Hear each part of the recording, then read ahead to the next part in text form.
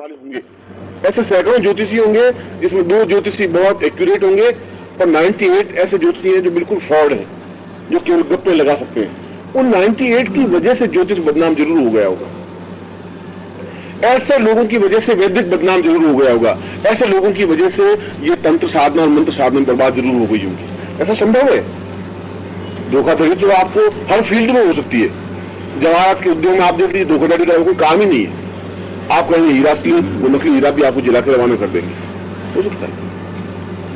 वो तो मिर्चों में भी धोखाधड़ी कर सकते हैं और हल्दी में भी धोखाधड़ी कर सकते हैं, नमक में भी खड्डी मिला करके बेच सकते हैं, वो तो नकली कपड़ा बना कर बेच सकते हैं। धोखाधड़ी तो जीवन के प्रत्येक फील्ड में है, वो एक अलग चीज है। मगर इसका मतलब ये नहीं कि ओरिजिनल कोई चीज होती नहीं, ये नहीं बात। ओरिजिनल भी होती है, वहां तक हमारी पहुंच नहीं है, वहां तक हम सीखने का हमें ज्ञान नहीं है। ये दोनों स्टेज जब मिलेंगी तब इस चीज को सीख भी सकते हैं, समझ भी सकते हैं। और कर्ण साधना के लिए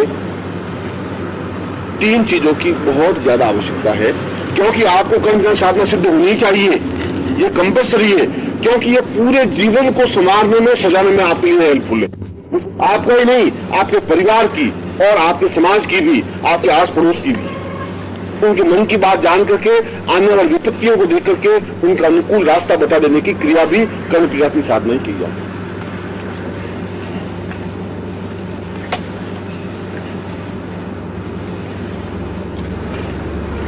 ये साधना 3 तरीकों से हो सकती है। एक तरीका है तांत्रिक तरीका, और तांत्रिक तरीका अपने आप में थोड़ा विभत्स तरीका है, क्योंकि साबर साधना तो मैंने सुबह आज को आपको समझाया था कि जब तक आप भगवान शिव में नहीं हो जाएंगे, और शिव का मतलब है जो अपने आप का ज्ञान नहीं रखे, जो चेतना नहीं रखे, जो अपने आप में मग्न रहे, जो अपने आप में डूबा हुआ रहे, ऐसी स्टेज पर पहुंचा हुआ व्यक्ति साबर साधना में प्रयुक्त हो सकता है। मैं केवल आपको साबर साधना का वह तरीका बता देता हूं जिस तरीके के माध्यम से आप साबर साधना में जल्दी सिद्धि प्राप्त कर सकते हैं, ज्यादा सफलता प्राप्त कर सकते हैं। इसमें तीनों साधनों विद्या समझ लीजिए, वो समझनी जरूरी है, क्योंकि आपको ज्ञान पूरा होना चाहिए। ऐसा ज्ञान इसलिए होना चाहिए कि यदि कल को कोई दूसरा व्यक्ति आपके सामने खड़ा हो जाए तो आपको चेतना होनी चाहिए कि ये किस प्रकार की इसके पास सिद्धि है। अगर ये ज्ञान नहीं होगा तो समस्या पैदा हो जाएगी। जब वो, मैंने आपको पिछली बार उस भूत के बारे में बताया कि उस व्यक्ति को, वो साधक था, उसको भूत लगा हुआ था, तो जब मैंने उस प्रेत बाधा को दूर करने के, तो मैं अपनी तरफ से पूरी तैयारी करके बैठा था। मैंने अपने दंड भी लिए हुए बैठा था, और माला भी 1 मुखी से 21 मुखी रुद्राक्ष की माला भी लिए हुए बैठा था, बैठा हुआ कीले में किया हुआ भी बैठा हुआ था कि जिस तरीके से मेरे ऊपर हमला करे तो मैं तैयार था। तैयारी तो आदमी को रखनी ही पड़ेगी। मगर 24 घंटे अगर कोई लखपति है तो जेब में लाख रुपए ले लेके नहीं घूमता है। कोई लखपति है, उसको लखपति नहीं कहते कि बस जेब में नोट हवा में उड़ाता हुआ चलो देख ले भाई ये लाख, ये मैं लखपति होगी देख लेना। और जिसके पास साधना है वो 24 घंटे साधना और चमत्कार नहीं दिखाता। मगर आप ये देखिए कि जो बहुत ही फक्कड़ है, जिसके पास पैसे होते नहीं है, वो बिल्कुल मलमल का कुर्ता पहनेगा, 100 का नोट जेब में डाल करके पूरा करके चलेगा, दिखाते हुए कि 100 का नोट जेब में, साला मैं भी मामूली चीज नहीं। लखपति की जेब में वो दिखाएगा नहीं, पर आप कई लोग ऐसे देखेंगे जिनके पास 100 नोट होते हैं, वो 100 का नोट घर में भूखे मरेंगे, खाने में रोटियां नहीं सालों के, और 100 का नोट यहाँ डाल करके और फिर शाम को वापिस जेब में बंद कर देंगे, उस दिन फिर जेब का नोट डाल के। और पान की दुकान पर जाएंगे तो फट्टू खत्म, पान है कि चेंज नहीं है, चेंज नहीं। जिसके पास नहीं होता वो प्रदर्शन जरूर करता है। जो बहुत बदसूरत होती है वो 100 बार लिपस्टिक पाउडर क्रीम लगा लगा के और आगे आके खड़ी होगी, भाई तुम देख मैं बहुत सुंदर हूं। जो सुंदर होगी उसको इधर उधर भटकने की जरूरत नहीं है, सुंदर है सुंदर है। हीरे को कहीं अटैचमेंट करते हुए सुना नहीं हमने, सोने का अटैचमेंट पढ़ा ही नहीं, फिल्म का अटैचमेंट पढ़ा और हल्दी का अटैचमेंट पढ़ा, पर आज तक अखबार में सोने का अटैचमेंट नहीं पढ़ा कि बहुत सुंदर सोना आप खरीदिए। सोना तो जरूरत है ही नहीं अटैचमेंट की, हीरे के अटैचमेंट की जरूरत नहीं होती। ये तो जो चीज नहीं बिकती है उसका अटैचमेंट करने की जरूरत होती है। जिसके पास ज्ञान नहीं होता है वो अपने आप को विज्ञापित करने के लिए कोशिश करता है। जिसके पास ज्ञान है, जिसके पास पूर्णता है, उस बात की परवाह नहीं करता। हीरा इस बात की परवाह नहीं करेगा, सोना इस बात की परवाह नहीं करेगा कि कोई ग्राहक आता है कि नहीं आता है। उसका तो मूल्य है, अपनी जगह मूल्य निश्चित रूप से, और मूल्य बढ़ता ही रहता है। आज से 10 दिन पहले 2300 रुपये तोला था, अब 2385 आज भाव हो गया, उसका भाव तो बढ़ेगा ही बढ़ेगा। कर्म साधना तांत्रिक तरीके से साधना सिद्ध होती है, और तांत्रिक क्रिया आपके लिए उपयुक्त है नहीं। इसलिए उपयुक्त नहीं है कि वह पूर्णतः शमशान साधना है, शमशान में बैठ करके साधना करने की जो क्रिया है, क्योंकि यक्षिणी और पिशाचनी तो शमशान वासिनी होगी, क्योंकि शमशान स्वा पीड़ा स्मरण पिशाचा सहचरा, जो शिव का सागर रूप है, सागर को शमशान भी कहा गया है, क्योंकि ऐसी साधनाएं तो शमशान में ही प्रयुक्त होती हैं। एक तरीका तो वह, और दूसरा तरीका है कर्म पिशाची साधना का, कि जहां बैठा हुआ व्यक्ति उस साधना को सिद्ध करने पर, जो मैंने आपके सामने मंत्र रखा है, यह मंत्र भूत भविष्य वर्तमान तीनों को ही ज्ञान प्राप्त करने का कर्म पिशाचिनी मंत्र है। किसी के भूतकाल को पूरी तरह से देख लेना, किस तारीख को क्या घटना घटी है। यहां पर मैंने एक उदाहरण दिया था कि एक राम में एक लड़का है रेलवे में, रामाकिशन, आप देखेंगे तो वो बहुत ही ऑर्डिनरी आदमी है, खलासी, कोयला चौंकने वाला, और पाजामा सफेद पाजामा पहनता है, और उसकी पहचान ये है कि उसने कोई 20 साल या 25 साल पहले एक साइकिल खरीदी होगी, आज भी वही साइकिल उसके पास में, न तो उसका हैंडल सही ढंग का है, टूटा हुआ हैंडल, नीचे उसकी कोई गुटकी नहीं है, और सोचते गेट के बीच में रख दे तो उसको कोई चुरा के ले जाओ नहीं साइकिल को, ऐसी साइकिल। और उसकी पहचान ये है कि साइकिल के ऊपर जिंदा सांप रखता है, हरदम सांप को पाला हुआ, जैसे कुछ लोग मंदिर पालते हैं, कई लोग कुत्ते पालते हैं, उसमें सांप पाला हुआ, सांप छोड़ के जाता है, साइकिल छोड़ के जाता है, सांप उसके ऊपर बैठा रहता है, बस अब कोई सारा पास में जाओ ही नहीं, और सबको मालूम है कि ये साइकिल रामकृष्ण की साइकिल है, सांप बैठा हुआ है, यह जोधपुर में प्रचलित है, और उसके कर्म पिशाच ने सिद्ध की हुई। वो अगर आपके सामने आवे तो आपके सामने आते ही कहेगा कि अच्छा भाई तुम्हारा नाम ये है, इस नाम से पुकारेगा, और पुकार करके फिर कहेगा कि तुम्हारी पत्नी का नाम ये, तुम्हारे बेटे का नाम ये, तुमने घर से ये खाना खाया, तुम ये सोच रहे हो, तुम्हारी ये काम है, यहाँ पैसा पड़ा है, यूं है यूं, सारी उसके कान में। और कर्म के साथ में बोलेंगे कैसे, ऐसा नहीं, हाँ क्या, ऐसी कर्म जिसको सिद्धि है, वो जब पूछेगा तो उसके कान में बिल्कुल आवाज आएगी, जो भी प्रश्न नहीं में करेगा उसके बारे में जवाब बराबर देगी। ऐसी सिद्धि प्राप्त करने के लिए उस पिशाचनी को सिद्ध करना जरूरी है। यह तो सिद्धि है कर्ण पिशाचनी सिद्धि, वह सीधी पिशाचनी सिद्धि। तो 3 साधना हुई, संसार साधना, दूसरी साधना कर्ण पिशाचनी साधना, तीसरी सीधी पिशाचनी साधना। तो तीनों ही साधनाओं के माध्यम से अपने कार्य को पूर्ण दे सकते हैं, क्योंकि होली का दिन है, और होली के दिनों में तो साबर साधनाएं संभव होती है, जो कि इजीली हो सकती है। ये दूसरी साधना में तो यह जिसमें मंत्र दिया हुआ है, इसी मंत्र का उच्चारण है। मैं मंत्र पहले समझा देता हूं, क्योंकि अगर आपका उच्चारण सही नहीं हो तो सुन लेना। ओम ऐंग गो की ध्वनि, ऐंग रींग ऐंग क्लींग क्लौंग ओम नमः। कर्णाग्नो कर्ण पिशाचिका देवी, अतीता नागत वर्तमान, मतलब अतीत में बीता हुआ, आगत आने वाला, वर्तमान प्रेजेंट, अतीता नागत वर्तमान, वार्ता कथयम मम कर्णे कथय कथय, तव्यम मुद्रा वार्ता कथय कथय, आगच्छा गच्छ, सत्यम सत्यम वद वद, वाग्देवी स्वाहा। ये तो कर्ण पिशाचिनी का मंत्र है। और जो मंत्र महोदय में भी प्रकाशित है, मंत्र महानंद में भी प्रकाशित है, कम से कम 50 ग्रंथों में प्रकाशित है। यह कर्ण पिशाचिनी का मंत्र तो वही मगर इस मंत्र के माध्यम से जल्दी सिद्धि प्राप्त नहीं हो सकती। फिर इस मंत्र को देने के पीछे मतलब क्या? इस मंत्र को देने के पीछे मतलब यह कि यह सेफेस्ट मंत्र है, सुरक्षित मंत्र है। इस मंत्र में किसी प्रकार की आपको तकलीफ नहीं हो सकती। अन्यथा दूसरा मंत्र जो तीक्ष्ण मंत्र है, वह मंत्र तो करने के बाद में आपके सामने कौन को बिंदु घंटे 2 घंटे 4 घंटे बाद तो उभरेगा ही। वह उभरेगा कि जैसे कोई पिशाचनी के रूप में खड़ी है, और पिशाचनी कैसे होती है उसको भी इसमें वर्णन है। पिशाचनी कैसे होती है इसका आप ध्यान पढ़िए, वो पिशाचनी का स्वरूप है। चिता संस्थान नरमुंड माला विभूषिता मस्थि मणिन कलाब्जयी कीर्तान नरात्रे धरती कुवस्त्राम भजामही कर्ण पिशाचिनीता। ये ध्यान कर्ण पिशाचिनी स्वरूप कैसा होता है, उस स्वरूप को आप समझ लीजिए, तो उस मंत्र को भी समझा दूंगा। वह स्वरूप है चिता संस्थान, पास में तो चिता जल रही है, मुर्दे के ऊपर बैठी हुई है,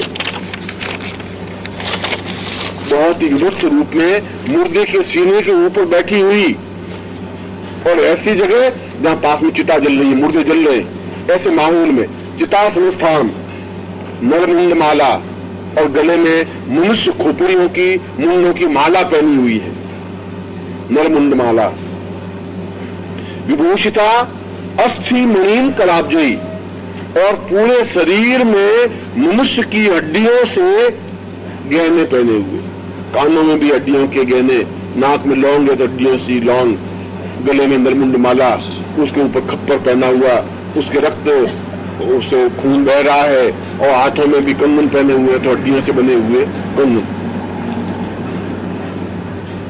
चिता संस्थान नरमुंड माला विभूषिता मस्थि, मस्थि मन अस्थि, अस्थि मणिन कलाब्जयी पेतान नरार्त्री धरतीन कुवस्त्राम, बहुत मेले कुचले वस्त्र पहने, कुवस्त्राम मेले कुचले वस्त्र पहने हुए हैं। पेतान नराम, जिसके पास में भूत और प्रेत उसके आसपास भाई बंद बैठे हुए हैं, उसके भी भाई होंगे बहनें होंगी, वो सब पास में है। पेतान नराम, पेतान नराम ते धरतीन कुवस्त्राम भजामही, ऐसी ही कर्ण पिशाचिनी को मैं स्मरण करता हूं। ये इसका है। इस मंत्र का उच्चारण करने पर इस प्रकार की कर्ण पिशाचिनी आपके सामने साकार नहीं हो सकती। क्यों नहीं हो सकती? यह मंत्र संस्कृत मंत्र है, साबर मंत्र नहीं है। आप इसको पूरे पढ़िए। इस पूरे मंत्र में संस्कृत शब्दों का प्रयोग है, और साबर मंत्र तो सीधे साधे मंत्र होते हैं। भूत आया, प्रेत को बांधता आया, मसान को खीलता आया, ऊपरी को बांधता आया, निचले को बांधता आया, पूर्व को बांधता आया, पश्चिम को बांधता आया, 7 मसान खीलता आया। इस प्रकार के जो प्रयोग होते हैं वे साबर मंत्र होते हैं। इस मंत्र में साबर मंत्र ही नहीं है। यह मंत्र संस्कृत मंत्र है, और संस्कृत मंत्र के माध्यम से उन्होंने कर्ण पिशाचिनी को सिद्ध किया है। मगर यह मैंने इसलिए दिया है क्योंकि मंत्रों के ग्रंथों में जितने भी ग्रंथ हैं, उन सारे ग्रंथों में इसी ध्यान, इसी मंत्र को दिया गया है। मगर ये प्रैक्टिकल तो नहीं हुआ, ये तो उन ग्रंथों का उद्धरण हुआ। यदि आप अपने घर में मंत्र मूर्ति खरीद लेंगे, वो तो प्रकाशित है, 45 रुपए में मिलती है किताब। उस किताब को जब पढ़ेंगे तब तो ये ध्यान उसमें मिलेगा, उस किताब को पढ़ेंगे तो ये श्लोक मिलेगा, ये मंत्र मिलेगा, और उस ध्यान का इस मंत्र से कोई सीधा संबंध नहीं है। ध्यान तो है कर्ण पिशाचिनी का, और मंत्र है वाग्देवी का। नीचे लिखा है, लास्ट में देखिए, वाग्देवी स्वाहा लिखा, पढ़ लीजिए इसको। कर्ण पिशाचिनी स्वाहा नहीं लिखा हुआ है, वाग्देवी, वाग्देवी तो सरस्वती को कहते हैं। बिल्कुल विपरीत तथ्य है। मैंने उस तथ्य को भी आपके सामने ईमानदारी के साथ रखा है, छुपाया उसको भी नहीं है। आपको मालूम पड़ता ही नहीं क्या मंत्र है, आप तो मंत्र जप रहे और जब कहते। ये मंत्र सही अर्थों में कर्ण पिशाचिनी से कनेक्टेड वाग्देवी का मंत्र है, साबर मंत्र नहीं है। इसलिए इस मंत्र का 1.25 लाख जप करने पर वाग्देवी प्रसन्न हो सकती है। वो ध्यान में जो कर्ण पिशाचिनी का ध्यान है, वो आपके सामने साकार नहीं हो सकती। ऐसा क्यों किया गया? ऐसा इसलिए किया गया कि लोग अपने घर में जब मंत्र पाठ कर लेंगे, तो अगर किसी प्रकार का स्वरूप उसके सामने आ जाएगा तो अपने आप को कंट्रोल नहीं कर पाएंगे। जो कंट्रोल नहीं कर पाएंगे तो समस्या पैदा हो सकती है, डर सकता है, घबरा सकता है, भयभीत हो सकता है, विचलित हो सकता है। इसलिए सेफेस्टिक, वो बिल्कुल सेफ रहे, इसलिए उस ग्रंथ में इस मंत्र का उद्धरण दिया है। मगर कर्ण पिशाचिनी का मंत्र गुरु चाहे तो दे सकता है शिष्य को, और दे सकता है यदि गुरु कंफर्म हो कि अब शिष्य को कोई तकलीफ नहीं होगी तो दे सकता है। उसके हाथ में नंगी तलवार दे सकता है, पास में खड़ा रहकर के अब तलवार चला सकता है, मैं खड़ा खड़ा देख रहा। मगर पास में खड़ा नहीं हो और मंत्र दे रहे हैं, कल को कोई तकलीफ हो जाए, क्योंकि ये तो सीधे प्रेत बाधा है। ये सीधा साधा मंत्र है, सीधा तीक्ष्ण मंत्र है, प्रभावयुक्त मंत्र है। इसलिए कर्ण पिशाचिनी का साधु मंत्र अलग है, कर्ण पिशाचिनी का संसूक्त मंत्र अलग है। इसको प्रारंभ में कुछ देवज्ञों ने, वशिष्ठ ने भी कर्ण पिशाचिनी सिद्ध की, तो उन्होंने इसी मंत्र के माध्यम से सिद्ध की। यदि आपने देखा होगा इसका जो विनियोग किया गया है, उस विनियोग में आप पढ़िए, अस्य कर्ण पिशाचिनी मंत्रस्य पिप्पलाद ऋषि लिखा हुआ, साफ लिखा हुआ है कि इस मंत्र को प्रारंभ करने वाला ऋषि पिप्पलाद था। पिप्पलाद ने इस मंत्र की रचना की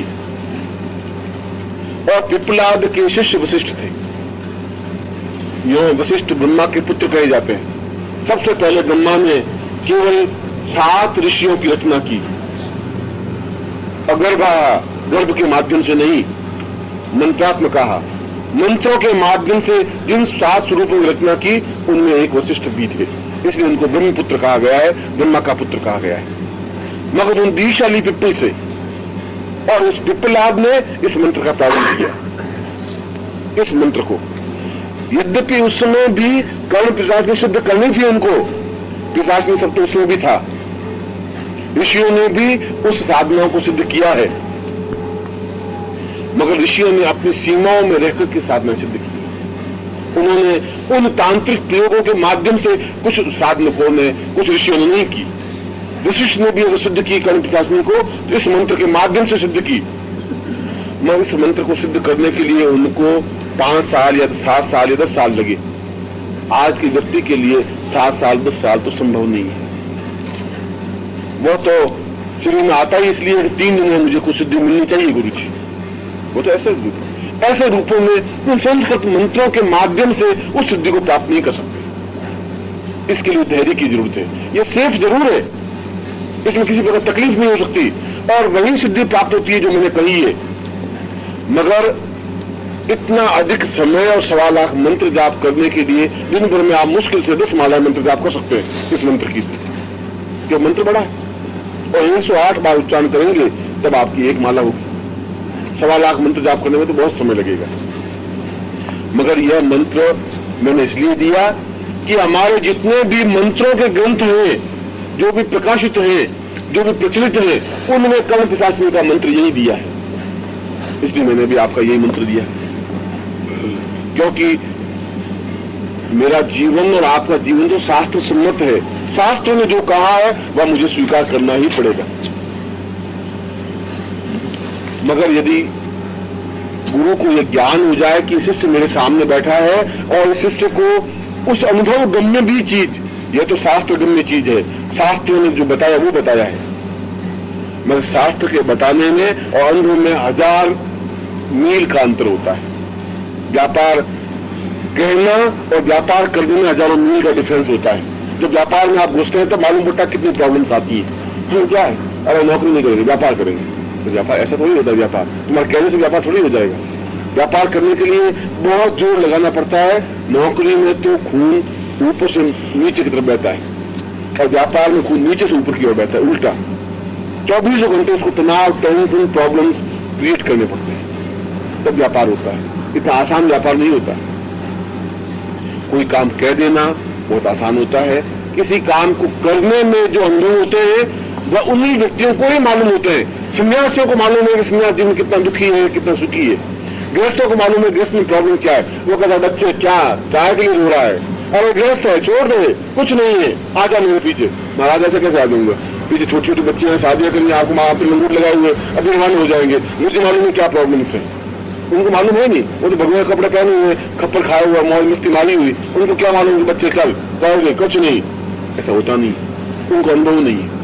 क्योंकि अनुभव आप लोगों को है कि गृहस्थ जीवन कितना डिफिकल्ट है, उन सन्यासी को मालूम नहीं हो सकता। और आपको ये मालूम नहीं हो सकता कि संन्यास जीवन कितना सुखी और दुखी है। इसलिए कर्ण पिशाचिनी का कह देना और कर्ण सिद्ध करवा देने में 1000 मील का डिफरेंस है, क्योंकि यह केवल शास्त्रों की बात है और शास्त्रों की बात से व्यापार को कह देने से व्यापार को कर देने में बहुत अधिक अंतर है। मैं कहता हूं रोटी बनाइए, रोटी बना दीजिए, रोटी बना दीजिए कहने में रोटी बनाने में बहुत बड़ा अंतर है। आप कभी चूल्हे के पास बैठिए, आप रोटी बना ही नहीं सकते, अभ्यास नहीं है। या तो तिरछी बन जाएगी या लंबी बन जाएगी या टेढ़ी बन जाएगी या पंचकोण बन जाएगी, गोल रोटी बनी नहीं सकती, नहीं संभव है आपसे। और वो लेडी आपकी पत्नी और आपकी बहन और बेटी को देख लीजिए, आटे में रख देगी, यह करेगी, फटाक बोल रोटी करेगी, उनकी साधना है। इसलिए आप जो कुछ कहें वह हो जाए ऐसा संभव नहीं होता। अनुभव दूसरी चीज है, क्योंकि कर्ण पिशाचिनी का अनुभव दूसरी है और मेरा अनुभव यह है कि इस मंत्र के माध्यम से कर्ण पिशाचिनी को सिद्ध तो किया जा सकता है और वह सुरक्षित भी है, उसमें सफलता भी मिलती है, मगर इसके लिए 1.25 लाख मंत्र जप अनिवार्य है। यह तो हुआ एक पक्ष, मगर इसमें किसी प्रकार का खतरा नहीं है, किसी प्रकार की तकलीफ नहीं है। और जो मेरा शिष्य है वह तो खतरों के बिना जिंदा भी नहीं रह सकता। खतरे जिंदगी में है तो जिंदगी में एडवेंचर है। जिंदगी का आनंद तभी है कि जब कुछ न कुछ प्रॉब्लम्स आपके सामने आए, आप उसको फेस करें। उसके बाद जिंदगी हुई क्या, मुर्दे की जिंदगी होता भी क्या है। इसलिए मैंने शुरू से आपको कहा कि आज मैं आपको पाकर के बहुत धन्य हो गया। आपके जैसे बिल्कुल शमशानवासी, वास्तव में सुबह मैंने कहा शिव में होना चाहिए, शाम को आपने बता दिया हम तो शिव में है ही, मुंह से आवाज नहीं है, मरे हुए। ये कौन सी आरती तुम्हारी, ये कैसी आरती है?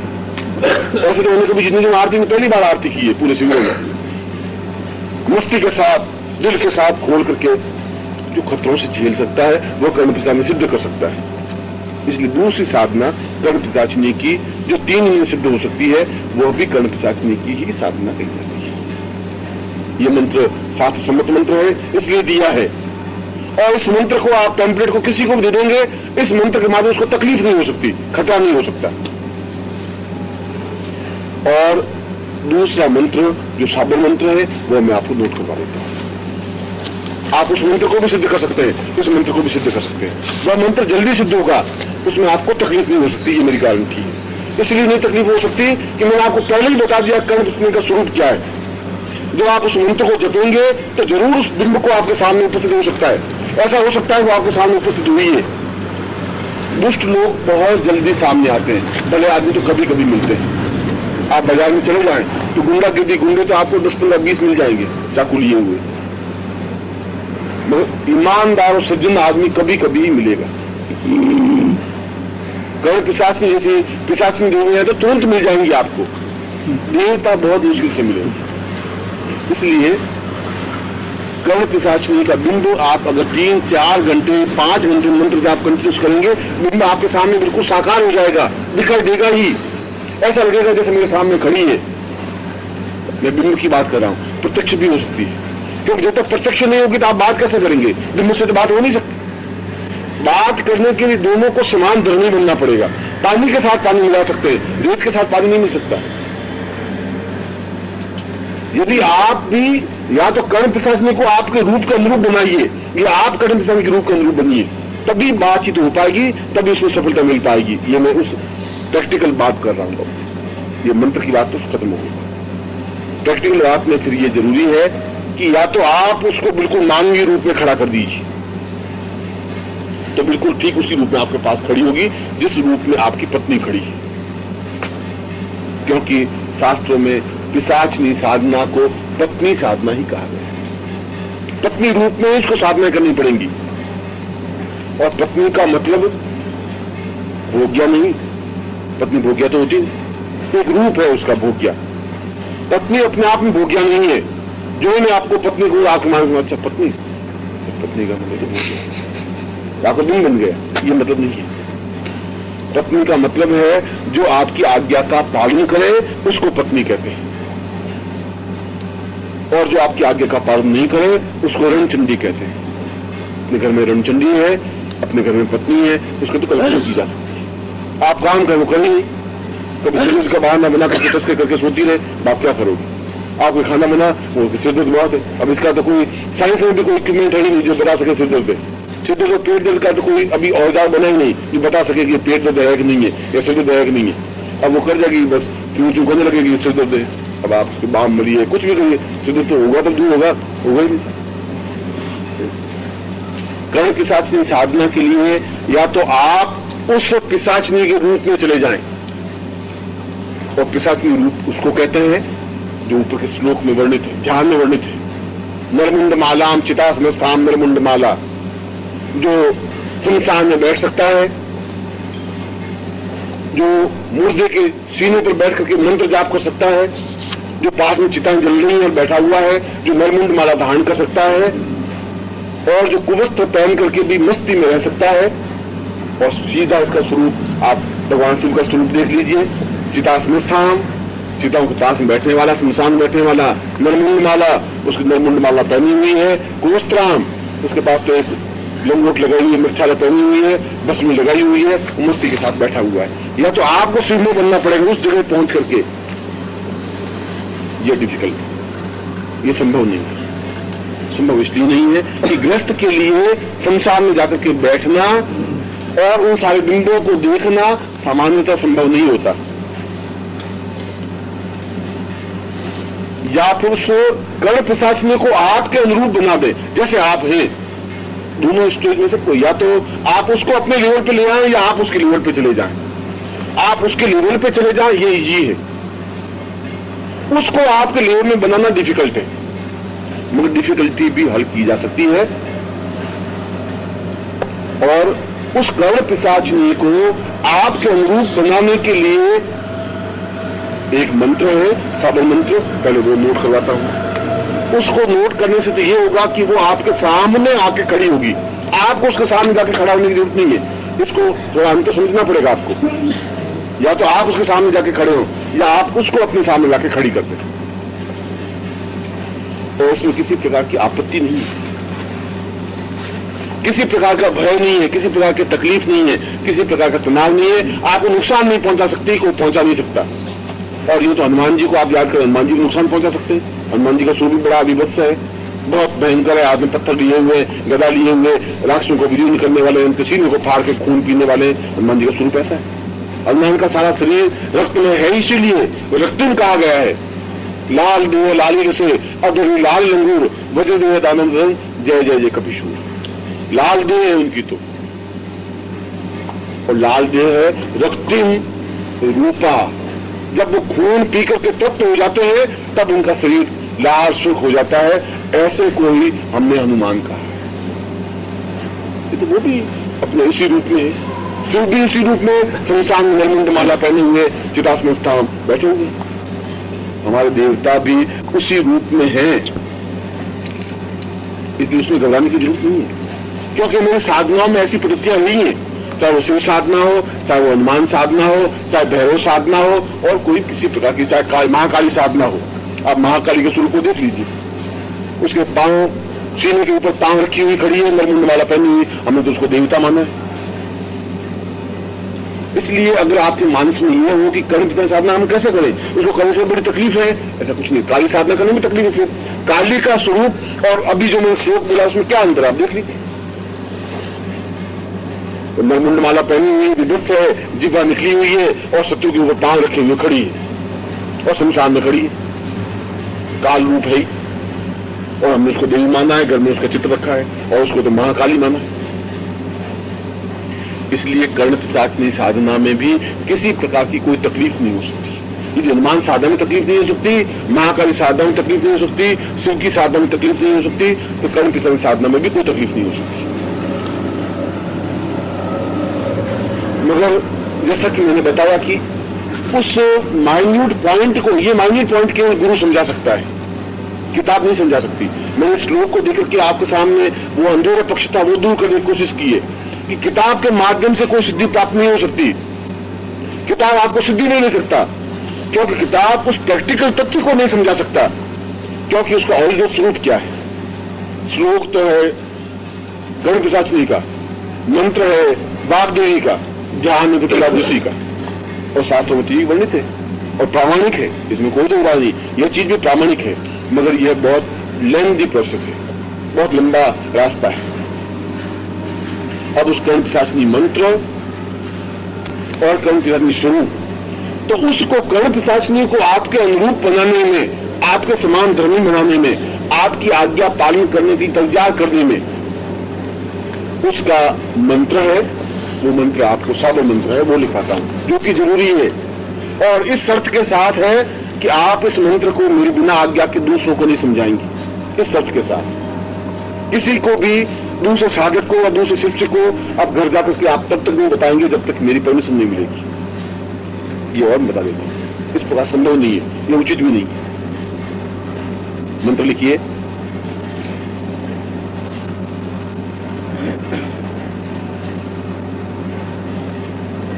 ओम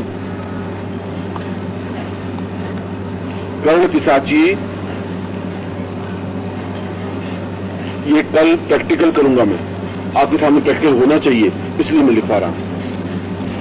ओम कर्ण पिशाची साबल मंत्र है। साबल मंत्र तो हिंदी का मंत्र होता है, सीधा साधा मंत्र, जिसका सीधा इफेक्ट होता है। ओम कर्ण पिशाची, आगे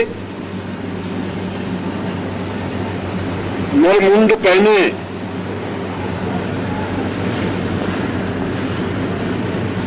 चिता सजावे, पर मेरो कार्य करे,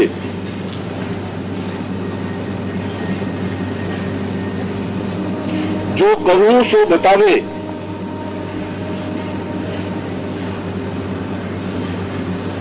पत्नी बन सेवा में रहे, जो न रहे तो अंजनी पुत्र पवन सुत की दुहाई,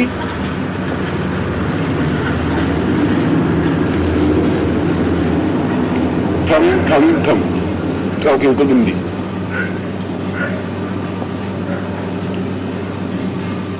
यह कर्ण पिशाचिनी मंत्र नहीं है, यह तो कर्ण पिशाचिनी को आपके अनुरूप बनाने का मंत्र है, आपके सामने आने का मंत्र है, आपका काम करे इसकी आज्ञा है ये मंत्र। तो ये कर्ण पिशाचिनी का मंत्र साधारण मंत्र नहीं है। यह जो मैंने लिखवाया है और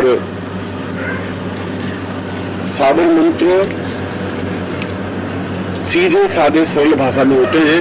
मैं आपको उदाहरण दूं कि यदि आप मेरे से 25 कदम दूर बैठे हैं, 50 कदम दूर बैठे हैं और और मैं आपको एकदम से आपकी बहन की गाली देता हूं, बहुत गंदी गाली, आपकी मां की गाली आपको देता हूं, जो ही गाली देता हूं आपको सीधा एकदम क्रोध आ जाएगा और हाथ में आपके पास पत्थर होगा तो मुझे पीटने के लिए आप पत्थर उठा लेंगे। स्वाभाविक है, अगर मैं आपका परिचित नहीं हूं, केवल गुरु हूं या गुरु भी नहीं हूं, सामान्य आदमी हूं, और जो ही गाली दूं, सड़क पे खड़ा और मैं आपका गाली दूं तो गाली देते ही आपको क्रोध आ जाएगा, क्रोध आते ही सीधा मेरा कॉलर पकड़ लेंगे। मैं तो आपको 10 फीट दूर खड़े मैं तो कुछ मंत्र बोल रहा था, आपको क्रोध कैसे आ गया? और वो गाली तो मैं संस्कृत में बोला ही नहीं, कोई मंत्र तो था ही नहीं, ओम ह्रीं क्लीं चामुंडा विचे तो नहीं बोला मैं तो सीधी सादी शब्दों में बोला और सीधे साधे गाली जो बोली, मां की गाली बोली और गाली बोलती आपको क्रोध आ गया और मेरा उद्देश्य आपको क्रोध पैदा करना था। मेरे कहने का तात्पर्य है कि सीधे साधे शब्दों में भी मनोवांछित कार्य करवाया जा सकता है, जो भी मंत्र है, वो गाली भी अपने आप में मंत्र शब्दों का एक संगठन है जिसके माध्यम से आपको मैंने क्रोध पैदा किया। और कभी सम्मेलन हो रहा है, हास्य कभी सम्मेलन हो रहा है और 10,000 लोग 5,000 लोग बैठे हुए हैं, मंच पर कवि बैठा हुआ है और वो कविता सुना रहा है और आप हंस रहे हैं, बैठे बैठे खिलखिला रहे हैं, वो तो आपको गुदगुदा नहीं रहा है, मन शरीर को स्पर्श कर रहा है, मगर वो मंत्र बोल रहा है, आप उसको कविता का है, मैं उसको मंत्र कहता हूं, कोई डिफरेंस है। और उसके माध्यम से आप हंसने लग जाते हैं। एक मंत्र के माध्यम से आपको मैंने क्रोध दिलवाया है, दूसरे के माध्यम से मैंने आपको हंसवाया है। और तीसरा, यदि आप पिक्चर में बैठे हो और एक माँ है, उस माँ का जवान बेटा मर जाता है और जवान माँ की बेटी को लेकर के वो गाना गाती है, और गाना गाती है, आप देखेंगे तो औरतें सुबकने लग जाती हैं, पीछे बैठी रोने लग जाती है, आपकी आंखें भी भीग जाती हैं। उस गाने का वो गाना नहीं है। और तीसरा मंत्र है जो आपकी आंखों में आंसू ले आता है। सीधे साधे हिंदी में बोल रही है, संस्कृत में कोई मंत्र नहीं बोल रही है। किसी भी प्रकार के शब्दों का संयोजन को मंत्र कहा जाता है, वह चाहे संस्कृत में हो, वह चाहे हिंदी में हो। उस समय संस्कृत आम बोलचाल की भाषा थी, इसलिए सारे मंत्र संस्कृत में रचे गए।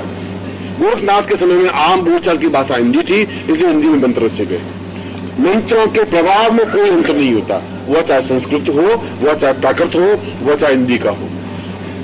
इसलिए यह मन का कंफ्यूजन निकल जाना चाहिए कि ये तो मंत्र सीधा साधा है, संस्कृत का है। संस्कृत मंत्र नहीं होता, गाली संस्कृत में नहीं बोली जाती। गाली तो सीधी संस्कृत में बोलेंगे तो सामने वाले को इफेक्ट होगा ही नहीं। सामने वाले इफेक्ट तो आप सीधी मां की गाली धड़ाम से चेपेंगे तो वो सीधा आपको कॉलर पकड़ देगा। इसलिए गाली में फोर्स होना चाहिए। आप मरी हुई भाषा में गाली बोलेंगे तो कुछ होगा भी नहीं।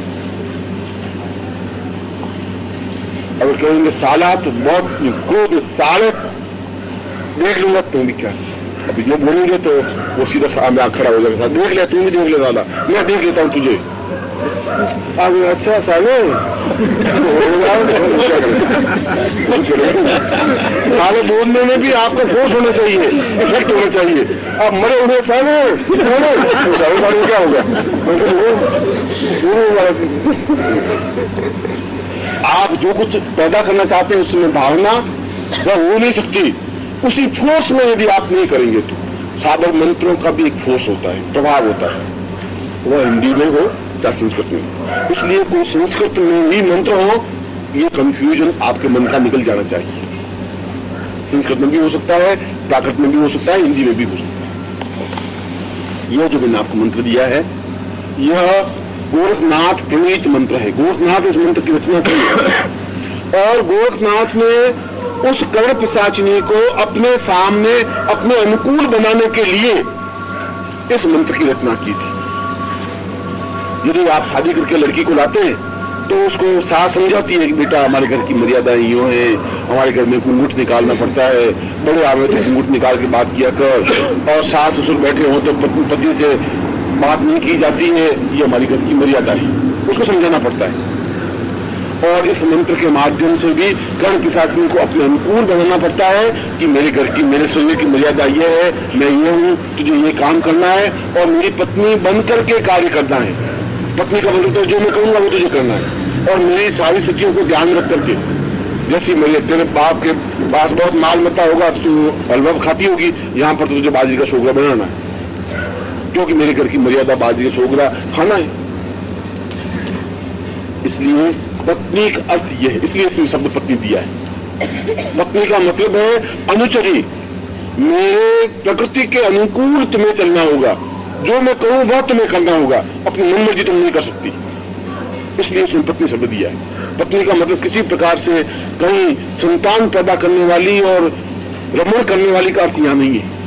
ये आपका ये भी क्लियर होना चाहिए। इसलिए इस मंत्र में उस कर्ण पिशाचिनी को आपके सामने प्रत्यक्ष होने की जो क्रिया है, और ये प्रत्यक्ष क्रिया कैसे कर सकते हैं? मैंने कहा कि आप तो 3 अंगों सिद्ध कर सकते हैं, मैं वह विधि समझा रहा हूं आपको, और मैं आपको बताऊंगा कि यह मंत्र अपने आप में समाज में इतना अधिक उपयोगी है कि आप विश्वास नहीं कर सकते कि आप इतने अधिक लोकप्रिय हो सकते हैं, इतने अधिक लोगों का मदद कर सकते हैं, इतने अधिक लोगों की सेवा कर सकते हैं। तब आपको एहसास होगा कि जब आपके पास कुछ चीज होगी तो आप सैकड़ों हजारों लोगों की तकलीफों को दूर कर सकेंगे। इसको प्रत्यक्ष कैसे किया जाए? अभी तक तो मैं मंत्र तो बोला ही नहीं, अभी तक तो मैंने उसका चिंतन, उसको किस प्रकार से बिंबात्मक रूप से और प्रत्यक्ष रूप में आपके सामने साकार हो। बिंबात्मक होगा क्योंकि मैंने कहा समान धर्मी होना चाहिए। आपका शरीर है, उसका भी शरीर होना चाहिए, उसको हाथ लगाएं तो हड्डियां दिखनी चाहिए शरीर में, ऐसा होना चाहिए। पत्नी रूप तो वही होगा। कल्पना में तो आप आंखें बंद करके कि अच्छा तेरे बाल क्या हैं कि तेरे घटा गिर गई है, अब उससे तो कुछ तस्वीर तेरे दिल मेरा बहला नहीं सकेगी भैया, वो जो साल सामने होगी तो कुछ दिल बहलेगा, और तस्वीर में ख्यालों में खोए हुए हैं और तेरी घटाएं गिरी तो गिरती रहेंगी घटाएं, उससे कोई फर्क पड़ेगा नहीं। तो बिंबात्मक रूप से अगर आप उसको देखेंगे तो कुछ फर्क पड़े काम होगा नहीं, वो तो प्रत्यक्ष होनी चाहिए सामने साकार। जैसा आपका शरीर है, जैसे आपके नेत्र हैं, कान है, हाथ है, पांव है, ठीक उसी रूप में, उस रूप में कर्ण पिशाचिनी को सामने साकार करने का यह मंत्र है। मगर उसकी विधियां भी तो होंगी, केवल मंत्र से तुमको साकार नहीं हो। वह विधि क्या है वह भी समझ लीजिए।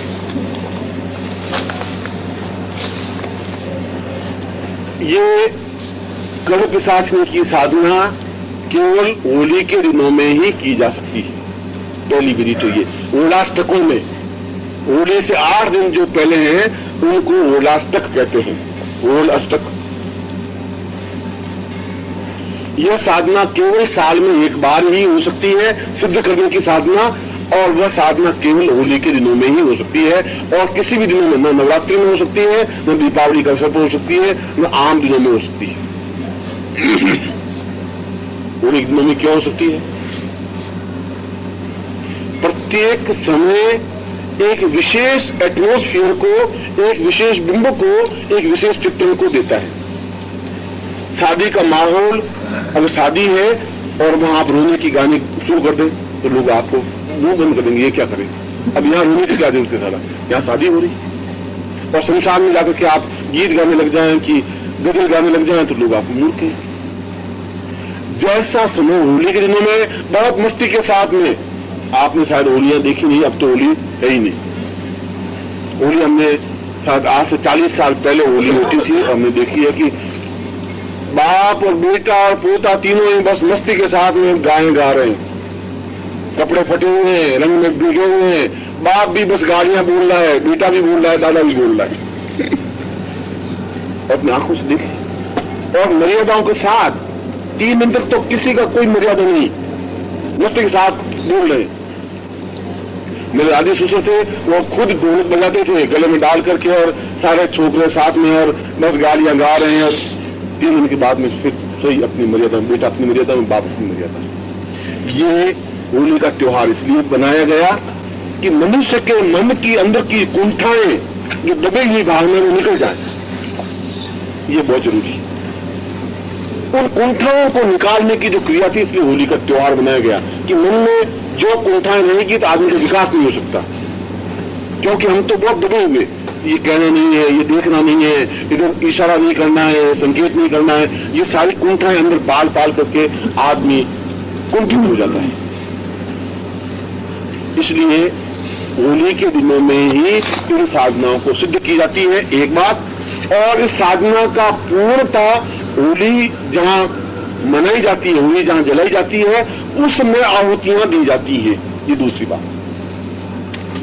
इस साधना में इसकी जो आहुतियां होंगी जो सिद्ध करने की, वो आप यज्ञ कुंड में नहीं दे सकते, उस मंत्र की दे सकते हैं जो संस्कृत मंत्र है, उसका तो यज्ञ कुंड में दे सकते। मैं दूसरी विधि समझा रहा हूं आपको। इसमें आहुतियां जहां गांव में होली जलाई जाती है, शहर में होली जलाई जाती है, सभी जगह होली तो जलाते हैं, कांटे इकट्ठे करते हैं, गोबर के कंडे इकट्ठे कर लेते हैं, और फिर विशेष मुहूर्त में उसमें आग लगा दी जाती है और होली प्रज्वलित होती है। वो आहुतियां उसी में दी जाती हैं, और आपकी भी कर्ण पिशाचिनी की आहुतियां उसी होली में दी जाएंगी। इसलिए मैं उसको कम समझा रहा हूं आपको। उस मंत्र का जो मैं आपको प्रैक्टिकल समझा रहा हूं, जो कि गोपनीय है, जो कि महत्वपूर्ण है। प्रचलित तो ये है मंत्र जो आपके सामने मैंने रख दिया है, और इसमें कितनी न्यूनताएं हैं, कितनी कमियां हैं, वो भी मैंने आपके सामने रख दी है। मैंने ये कहा है मंत्र सही है, मगर मैंने कहा कि वाग्देवी मंत्र है। मैंने ये कहा कि ऊपर ध्यान तो कर्ण पिशाचिनी का है, विनियोग पिपलाद का है, और मंत्र संस्कृत का है, और नीचे वाग्देवी नमः लिखा हुआ है। ये तो वैसा है, शास्त्र में इसी को मर्यादा दी गई, क्योंकि ये सुरक्षित है। योद्धा तो तलवार खुली घुमा के चल सकता है, वो कायर होंगे तो वो म्यान के अंदर डाल करके उनको रस्सी से गांठ लगा करके यहाँ रख सकते हैं, तलवार वो भी रख सकता है। शादी में जाते हैं तो दुल्हा तलवार लटका के जाता है, मैं उसको यही मालूम नहीं तलवार साली होती कैसी है, वो लटका ही रहता है बस। और फिर ये वाटी करके बैठ जाता है। अरे पहले योद्धा होते थे, तलवार लटका के जाते थे और जाकर के मार करके उस लड़के को भगा करके भाग जाते थे, इसलिए तलवार लेके जाते थे। अब जरूरत है नहीं भाई, क्या के लिए ले जा रहा है, बनना ही वो लटका है, बिना जीवन कैसे बनेगा। दूल्हा बनना है तो तलवार लड़के की लंबी चौड़ी लटकेगी, ये बेचारा वो भार उठा ही नहीं सकता, बड़ा दूल्हा पता चल रहा है, मगर वो चल रहा है, चल। इसलिए ये जो मंत्र है वो तो म्यान के अंदर तलवार लटकी हुई है, अब्दुल्ला है, ऐसा मंत्र है जो मैंने प्रकाशित किया। अब उससे तो गर्दन तो कटेगी नहीं, उससे वीरता प्रदर्शित भी नहीं होगी। नंगी तलवार के लिए फिर आपकी कलाई में ताकत होनी चाहिए। अगर आपके हाथ में कलाई में ताकत नहीं है तो फिर उस कर्ण पिशाचिनी को आप अपने अनुकूल नहीं बना सकते। और कर्ण पिशाचिनी अपने आप में अत्यधिक सौम्य स्वरूप भी है, वो तो उसका ध्यान उसकी ओरिजिनलिटी है। अब आप उसको अपने अनुकूल बना लें, यह मैं बात बता रहा हूं। ओरिजिनल वो वैसी है, ओरिजिनल तो जैसा स्वरूप है वैसा है, मगर आप जब अपने घर में लाए तो उतने सौम्य उसको स्वरूप दे सकते।